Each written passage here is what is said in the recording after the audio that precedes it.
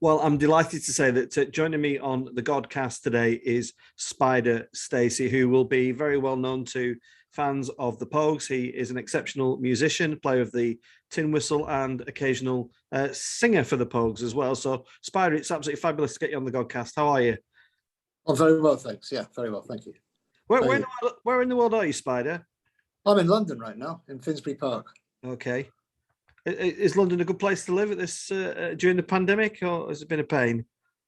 Well, actually, I mean, like, it's been really it's been okay. I can't really from a personal point of view, I can't complain too much. You know, we've actually had things pretty easy, really, in this house, at least.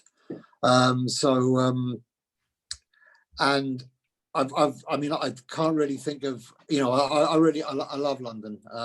One of the things very early on in the pandemic, during the first lockdown, we got bikes and we rode down to the West End, and that was that I didn't like that so much. It was so empty, so desolate, and it just felt wrong. You know, cities should be thronged. They should be bustling places. They should be, like, you know, full of life and everything. And so it wasn't great seeing it like that. But other than that, you know, I mean, like, it's you know, you've got everything here. So I mean, like, from that point of view, you know, you kind of, like, I guess it's a lot easier in many respects, maybe in London, than it might be in certainly in sort of more sort of like rural places, more out of the way places, you know. Yeah.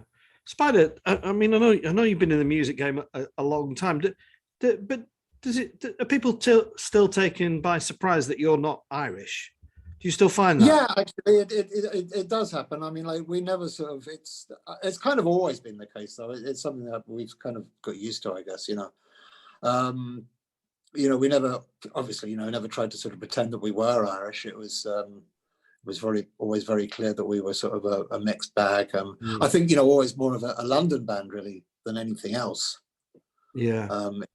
Of tradition of London bands, you know. I mean, Shane's songs, they, a lot of the time, they are from the sort of, you know, from the point of view of the diaspora, of the exile, you know, of the members of the diaspora, I should say. And but they're also, like, he's written some really brilliant London songs. I think some of the greatest London songs that have been written.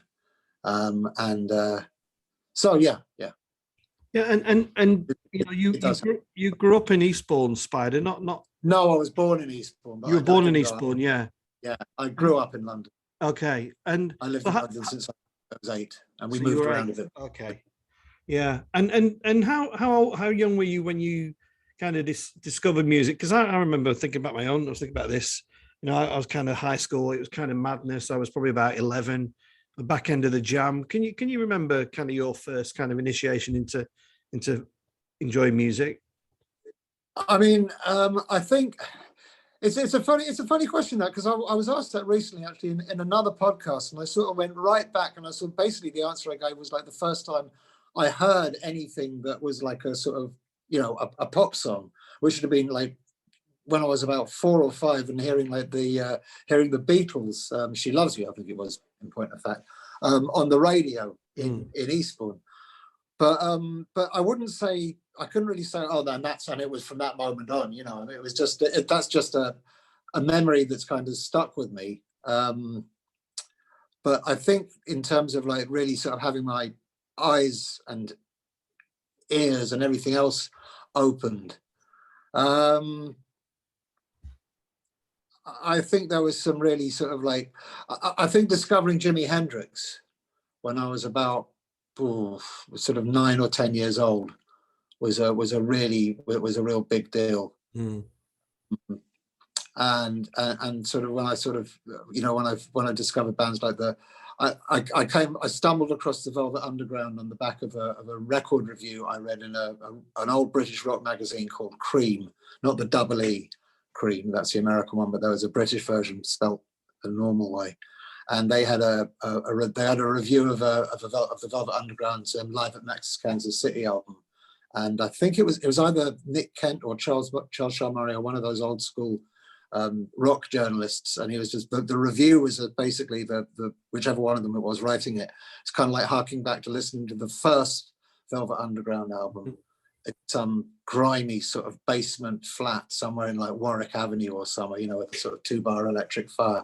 And I just thought, and then sort of reviewing this live album, which was only like I think retailed at sort of £1.49 or something, and a really good live album. But I just sort of fell in love with the whole thing through this review.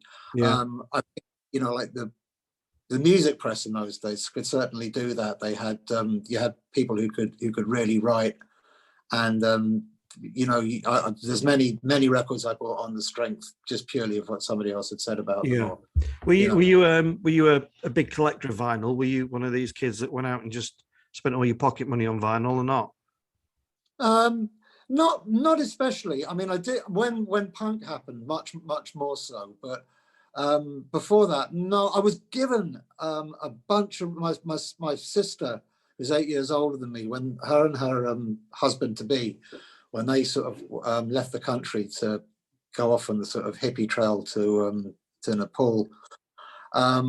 They just left a whole bunch of records with me, which was like stuff from like, you know, sort of Dylan and the Beatles, and through to people like the MC5, Jimi Hendrix again, a whole sort of swathe of like the whole swathe really of 60s music almost. You know, there were sort of bands in there by people like Spirit and Quicksilver, records in there by bands like Spirit and Quicksilver Messenger Service, Grateful Dead, Jefferson Airplane. There was like the Who live at Leeds. There's just a great, you know, Laura Nyro, no Joni Mitchell. But you know, it was apart from some obvious omissions like Joni Mitchell, it was a pretty comprehensive list. So yeah. And what was life like growing up for you, Spider?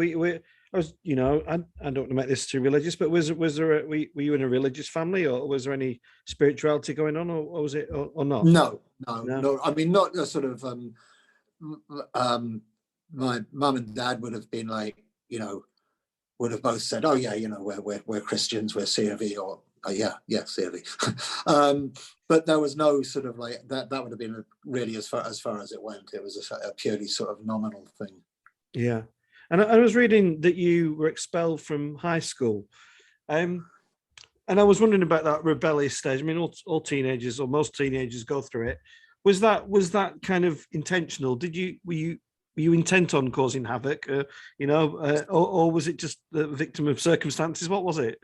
I was more of a sort of like, I was more of a sort of persistent absentee, a sort of persistent truant. I didn't really sort of cause trouble at school. The actual sort of straw that broke the camel's back, so to speak, was we had to stay. There was a chemistry lesson basically where the teacher didn't turn up and everybody was just kind of messing around. And then somebody else came in, another teacher came in sort of at the end of it and said, right, you lot have been like, you know, behaving like animals or whatever, and you can all stay behind. And me and this friend of mine who had just been sort of sitting there quietly talking felt, well, we haven't actually been sort of really doing anything particularly animalistic, so we're going to go home. And for that, we were sort of told to come back when we thought we could behave. And I kind of took them at their word and came back 6 weeks later or something like that. Yeah. And they sort of said, well, we feel that you might be sort of happier in an out of school environment. But, you know, it was just shortly before the mock O levels, right. Which I always thought, given the sort of insistence that they placed on this kind of thing, being grammar school and all this kind of crap, I thought was like, how much, you know, what do you sort of really care about providing an education here? But then again, at the same time, I hadn't sort of like bothered turning up to receive my education a lot of times. So I suppose one could that point of view. I think it's quite interesting because it mirrors my similar journey to myself. How did that go down at home? You know, were the family supportive and kind of, right, let's look at a different line of attack for Spider or Peter? You know, what was the feeling at home when that happened? It wasn't really sort of particularly remarked upon, actually. It was like, you know, suppose you better go and get a job, you know. I mean, I wasn't really I think it was kind of recognized that I just simply, I'd never enjoyed going to school. I felt sort of like something that had been imposed upon me without my consent. And I just had the sort of thing that if I didn't want to go, I just wouldn't. Yeah. And I think it was just like, okay, well, you know, you really don't like school. Guess what? You don't have to go anymore. Here you go. You know. So which way did you head? Did you get a job? You got a car wash? Yeah, car washer. Yeah. And you were happy though. But you were happy though. I take it. You were content. Yeah. But yeah. I was glad to be out of school. Like I say, I didn't enjoy having to go. So yeah. And it was fun working at the car wash. Yeah, and Spider, I'm sure lots of people have asked how you met Shane and the band, but I'm really, you know, more interested. When was it you actually realised that you, as a band, had the potential to do great things, you know, and you thought that something's in the atmosphere that could be positive for us? I mean, I think I had my first. It had always been apparent, you know, from Shane's previous band, the Nips, that Shane could, you know, was a great frontman and everything, but also that he could write songs. But when he the very first Pogues gig, he had like I think he had Streams of Whiskey and Dark Streets of London, both of which are great songs. And then the first rehearsal we did after that gig, he turned up. He had Boys from the County Hell. Certainly that, and I can't remember what else, but it was Boys from the County Hell, which just seemed to sort of like, it seemed like it just sort of poured out of him. But I mean, obviously he had written it, you know what I mean? It was the way that it just kind of like that rehearsal went, and I just thought, you know, yeah, we're really, really onto something here. There was a sort of there was a real, I could just sense that this was more than just kind of like, it was more than just simply messing around and having a laugh, you know. Yeah. There was still that. It was very, very early days, but there was absolutely, definitely something there. The first time I actually sort of really copped on that we ourselves were turning into. I mean, it happened a couple of times. There was we used to play the Hope and Anchor in Upper Street, and the first couple of times we played there, the very first time we did okay. The second time there's maybe about sort of 25, 30 people there. Upper Street is in Islington in North London. The Hope and Anchor was a really, really popular and really well-known venue, sort of fixture on the pub rock circuit. It was only a very small room downstairs, but like everybody played there. And it was just one of the places to play, you know. So after this second gig, Shane and I were sort of stayed behind after we were having a drink with the guy that ran the place, this guy John, and he was like saying, you know, I don't really know if you guys are really right for the Hope. And we were like, John, come on, you know, give us another shot, give us another chance, you know. So he said, all right, and he gave us another gig about maybe sort of 3 weeks after that, 4 weeks perhaps, and the place was packed. That something had just, you know, there was a momentum that's just kept gathering pace, and so that continued in that interim. It continued to happen. Then all these people were there, and there was a time when we were playing, I think after the Elvis Costello tour, a little bit sort of after this. The only tour we've ever supported anybody on. The first tour we did, we supported Elvis Costello, and then we had a show on our own at the Clarendon Hotel in Hammersmith. Which would have been St. Patrick's Day, I'm going to say 1985. I think it was 85. I couldn't swear to that.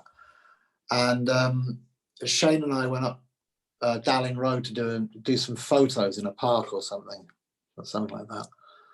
And we walked back down, and I could just see as we were coming back down to sort of like Hammersmith Broadway, I could see this sort of like crowd of people, and the Clarendon was like at that point there was this like sort of big sort of traffic island. It wasn't really a traffic island, it was too big to be a traffic continent. Some kind of landmass in the middle of the road, you know, in the middle of a roundabout, which is where the Clarendon was. And I saw all these people milling around, and I was like, you know, what's that then? And I realised it was a queue for the Clarendon that had come, that was like meeting its own tail, you know, and it was like yeah, you could see then, okay, there's definitely now. Yeah. Wow. Yeah, we're on. But you know, you sort of, I think you know when you know when your own band is really good. Yeah. And I knew we were a really good band. I just knew it. I knew Shane's songs were like unusually, you know, high quality, and the sound that we made was like not like. Did it surprise you, the quality of the songs, Spider? You know when you're kind of in the pub having a conversation with Shane, was he talking in that kind of language that you thought this guy's got some incredible lyrics in him, or did he just kind of rock up and go, done this? Just tell us a bit. It wasn't like it wasn't a case of sort of like, what, you wrote this, you know. It wasn't like that. He was, you know, he's a very, very erudite and intelligent guy, you know. So, but it was just the, you know, there's good songs and then there are songs that are just like, oh fuck me, that is a good song. You know, he was. They were so good that I suppose you could say, yeah, it wasn't a surprise exactly, but it was certainly it was like I said, you know, you knew that that there was something here that was just like really out of the ordinary. What do you think it was? It was more than Spider. What was it? What was the magic chemistry that, you know, got people queuing around the block? Was it the image? Was it the sound, the songs, or was it the whole lot, do you think? Well, I think it's the whole package, but ultimately I suppose that I mean, you know, the first, we had a lot of second generation Irish people, a lot of London Irish people turning up at the early shows. They weren't by no means the sort of the totality of the audience, but you know, there was a lot there. So there was a lot of people who just simply really got off on the fact that we were doing, like, you know, all these old songs that they're sort of like their mums and dads or their, you know, their grandparents might have played, and they sort of, people got a kick out of that. And actually, you know, a lot of people have said, you know, I always thought that music was like kind of like, oh no, I can't be listening to that. And then it was like through you lot that I actually realised that no, it's really, really good, you know. Plus, of course, there are plenty of people who thought that anyway.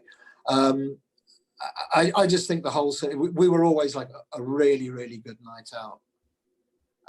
And I think, you know, that's you know, if you can't provide that, then you're not really going to get very far. I think that's the bottom line, you know. It's dancing at the end of the day. Yeah. Can I have a glass of water? Sorry. Yeah. And Spider, and when, you know, the band's riding the crest of the wave and all those people are enjoying it, were you enjoying it as well? Was it as joyful for you and the band as it was for the audience?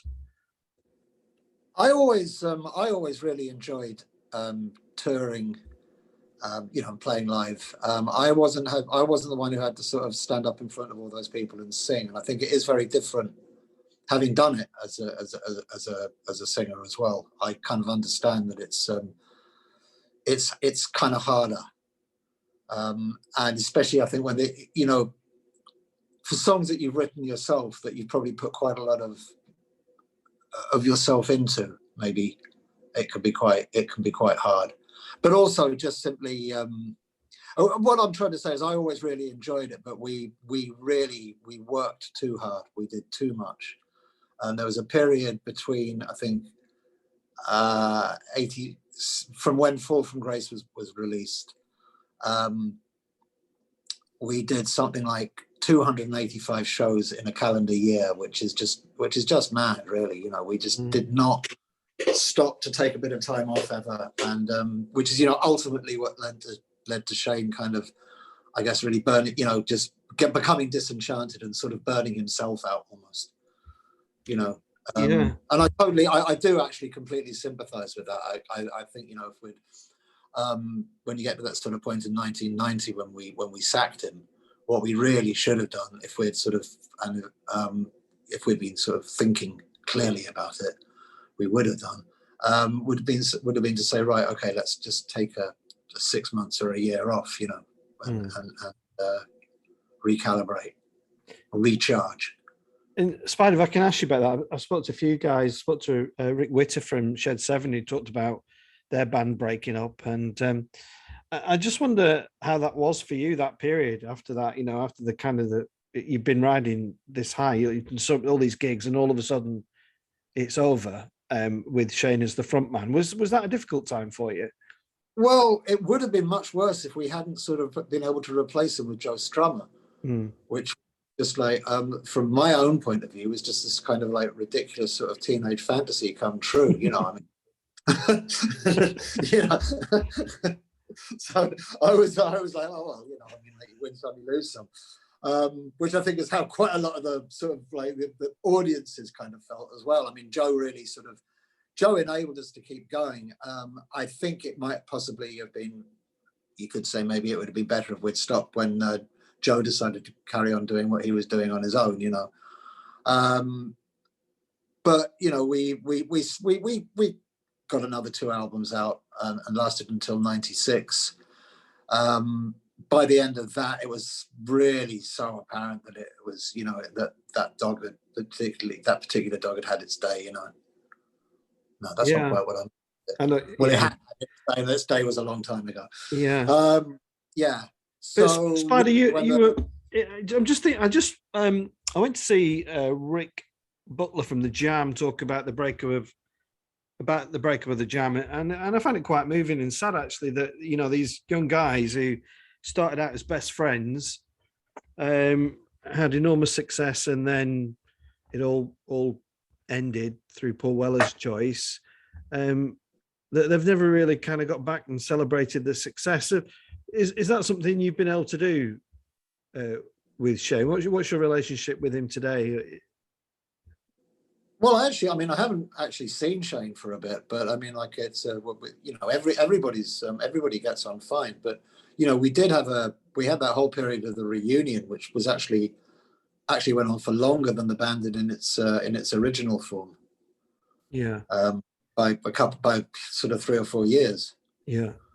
And you stepped in as frontman for a while. What was that? So I was, to be perfectly honest with you, I was drinking too much at the time for it to really actually have ever been entirely satisfactory from anyone's point of view. So I didn't enjoy that so much. Yeah. And the extent to your songwriting, Spider, I mean, I'm not blowing smoke up the proverbial, but I think Tuesday Morning's just a fabulous song. Thank you. I really do. I just think it's just fabulous. And where did your songwriting begin, and where is it now? Is it? Do you still write music? Do you still write songs? I do, yeah. I'd always, I'd had a punk band before the Pogues called the Millwall Chainsaws, and I was I was the main songwriter in that. If we can dignify it with, well, yeah, I was the main songwriter in that, in the Chainsaws. And I had a band after the Pogues called the Vendettas, which we have an unreleased album, well, an unfinished album, I think is the more accurate way of putting it. And I still sort of write the occasional song, but I don't. I never really wrote much for the Pogues. Apart from anything else, I just really thought, what's the point? Why would we want to clutter up these records with our own stuff when Shane is so eminently capable of producing greatness, Mm-hmm. That's not to sort of have a dig against anybody else who did write songs, and I mean, there's things like Thousands of Sailing is a fantastic song. Andrew wrote a couple of songs on the 2 post Shane albums, which I think are really, really good. I think Andrew's a very underrated poet, if I might say so. Yeah. And another hero of mine was Chris Diffido, who came on the Godcast, and I love the way he used the term, that his career was at the other end of the corridor. And with the greatest respect, Spider, you're a similar age to Chris Diffid.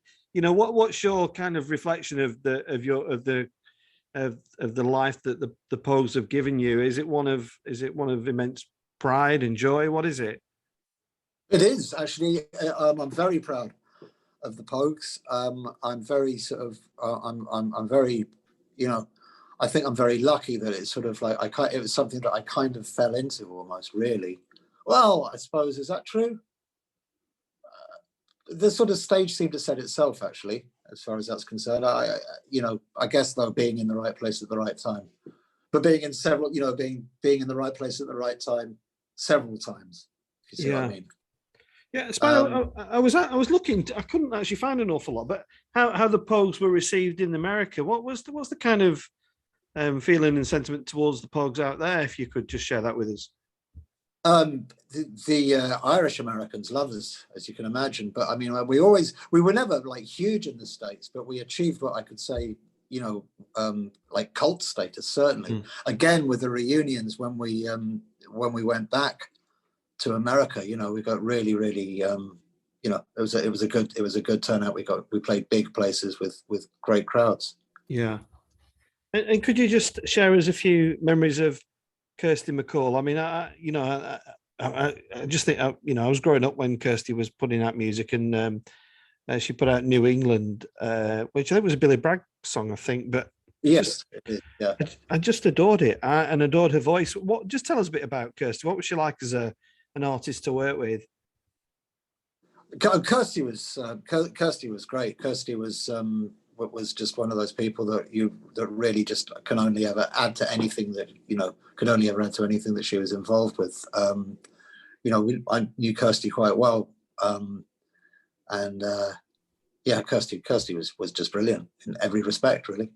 Yeah, and Shane, I love music so much, Spider, and I'm interested in so many different genres. But do you think that without those kind of well documented stories of Shane's drinking do you think the genius would have been there without that or not? Do you think it made without kind of Shane's drinking problems and fallouts and do you think it made the band what they were?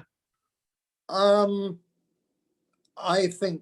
always think ultimately when you hear that sort of said about a lot of people, did their sort of like, was it their demons that actually make them what they were? And the sort of, if you by the demons you mean whatever it is sort of inside them that sort of makes them sort of seek whatever it is they are seeking by sort of like indulging their sort of appetites, whatever that may be. Hang on a second. Let me rethink this. No, I don't think so. No. I think the talent is there. I think there are certain things that can shape that and into to sort of dictate the way that it comes out, if that makes sense. And I think though that thing can possibly be the same thing that sort of can, lead to people sort of drinking too much or taking too many of the wrong kind of drugs. But I think it is not the case. I don't believe that you can't produce the art without, say, the drink or the drugs. I think maybe without the sort of like the slight, I'm struggling to find the right word. I don't want to use the word madness because I think it's pejorative and helpful. I don't think without the inspiration, without without the sort of like the grace of the muse, then obviously it's then you're nowhere, No. But I don't think that the muse comes to you. I don't know, through a bottle. I mean, it might seem that way. It might seem that way when you're sort of like, you feel that you're like, you're relaxed, the sort of like your inhibitions in every kind of like respect to sort of like maybe you're the thing that might be sort of stopping you from creating. You might feel that maybe people do feel quite, like it's like I always found, I haven't had a drink for like 24 years or something. One thing I always found was if I was playing pool in a pub and I'd had about 2.5 pints, I was like actually usually quite good. 2.5 pints, I could sort of I hold my own. But stone cold sober, or like over 3 pints, and either way, I would not be. There was definitely a happy point where I could do it. So I don't know. It's a tricky one. That. Yeah, it's a fascinating one. I mean, there's so many. Yeah. Yeah, but I think it's a good extended answer. Thanks, Styler. John Coltrane is a very good example. John Coltrane got really heavily into heroin and everything, essentially because he believed that that was the way that led to sort of like, you know, that would lead to inspiration and creativity. And then he kicked heroin in the early 60s and then produced his greatest works. Music came post heroin. So I think really I would look to John Coltrane for the answer to that question. Actually, that's the it's so interesting. My favorite band, Spider. Sorry, Spider. Sorry, I was just saying about A Love Supreme. You know, that's a guy who's essentially straight, or certainly not doing smack anymore. Yeah.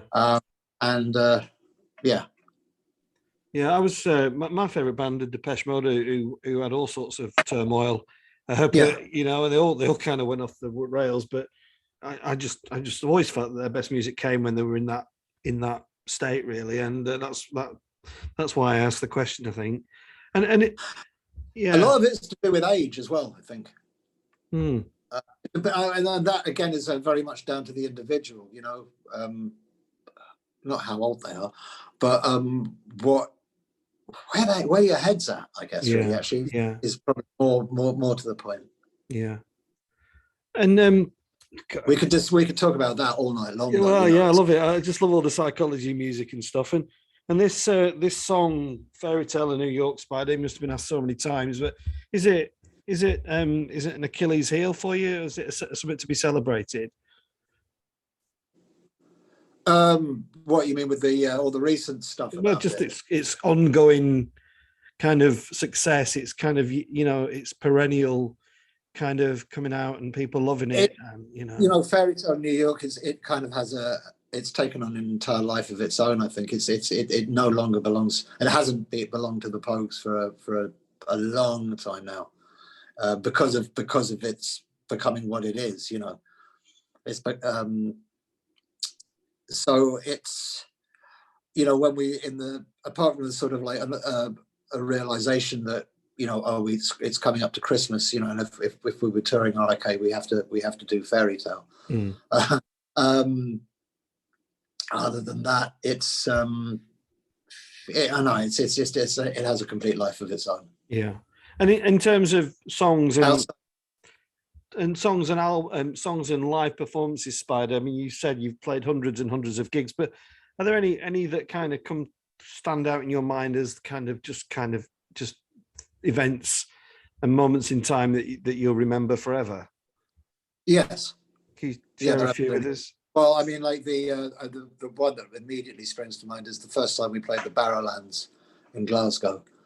And then I would probably say after that, the sort of second and third and fourth times that we played the Barrowlands in Glasgow. But the Pogues kind of any time we play Glasgow, really, actually. The Pogues in front of a Glasgow audience is something else entirely. And that's, you know, I mean, Pogues crowds, I've seen, you know, many bands down the years, and I've never seen an audience. I've never ever seen an audience like a Pogues audience. The only thing that particularly a Pogues audience in Glasgow, but that's just merely the most. That's just the best example, if you like. But it's the only real comparison is a particularly joyous football crowd whose team are like winning 7-0 or something and just keep scoring. Yeah, that kind of thing. It's like being in the end behind the home, you know, in the end behind the goal and just like, and everything's going off. Yeah. And Spider, do you ever have the appetite to get back together for kind of one last hurrah, as you know, or are you content? I know you're doing live gigs this year, aren't you? I am. Yeah. You're content doing what you're doing? I am. I'm entirely content doing what we're doing. I don't think there's, realistically speaking, you know, the last time the Pogues played together was in 2014, and realistically speaking, I don't see any way that can happen again. I think Shane just isn't really sort of physically in any sort of condition to do it. And I don't think I'm, that's, if anybody who's seen the film or whatever will probably, will know what I'm talking about. And, actually, and Shane's actually not the only one who sort of age or infirmity has kind of, or whatever, has got the better of. So, no, I think our day is done, yeah. Yeah. And Spider, I don't know if you've ever done Desert Island Discs, but I was wondering if if you could take one, you're going off to a desert island, you could take one Pogues record with you, which one would it be? And it's a single, not an album, buddy. A single, not an album. You can't take the album. You can just take one song with you. I can take one song. I'd take the Broad Majestic Shannon. Okay, tell us why. It's just beautiful. It's just beautiful. The first time I ever heard that, I'd missed the rehearsal where Shane showed it to the band, and I walked in and they were doing it. No, I hadn't missed it. I was late. Sorry, missed it. I was about an hour and a half late, and I just walked in and it was kind of pretty much as it is, except that it didn't have the whistle. The whistle part just like fell into place. Like I just picked up and started playing. It was it kind of played itself. It's, I think, one of the most. You talk about the sort of the exile experience. Sorry. Bear with me a moment. There's a line in it, a couplet, I should say. So the men coming home from the fair at Shinron, their hearts in Tipperary wherever they go, and it's that one line, I think, their hearts in Tipperary wherever they go, which is, I just think it sort of says everything about that being separated from somewhere that you love, that is where you're from, or it could be one or whatever, but it's that sort of sense of loss and of yearning, and the song sort of is about that kind of sense of yearning and that sort of like it's a beautiful song. Thank you, Spider, for that. It's wonderful to hear. You're nearly done, Spider. And just so you are going out on the road doing some shows, are you going to be in the UK performing? No, we'd love to be able to bring it to the UK, but its costs are against us. I'd have to fly. We have to bring like six people over from Louisiana. I think 7, and it's prohibitive. We've given the money that we'd be likely to actually earn if the fees were right, then it would be doable. Yeah. But as things just we'd need to have a bit more. We'd need to be able to pull in a bit more cash. Yeah. To make. And just the last question: you still love music, Spider? You still seeking new music? What's your inspiring you at the moment? Do you go back to the old stuff, or there is so much good stuff I think around at the moment? There's some really, really, really brilliant bands and just great people making music. I would like to particularly shout out to the Fat White Family and Lankum.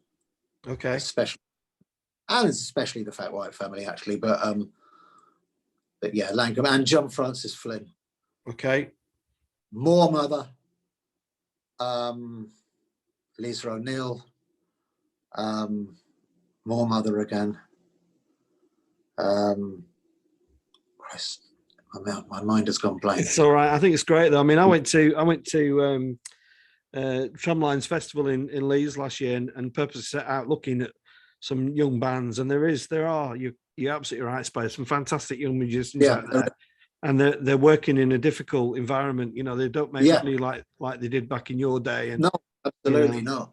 And totally different playing field. It's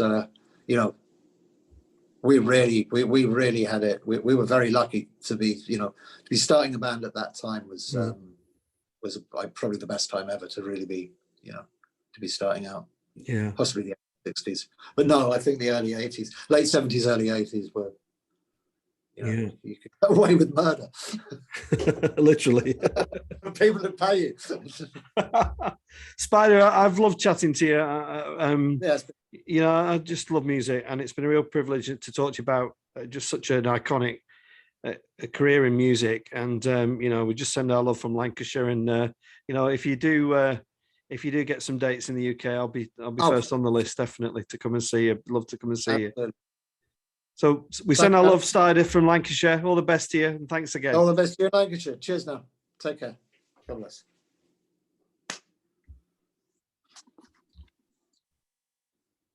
Thanks, Spider. Thanks.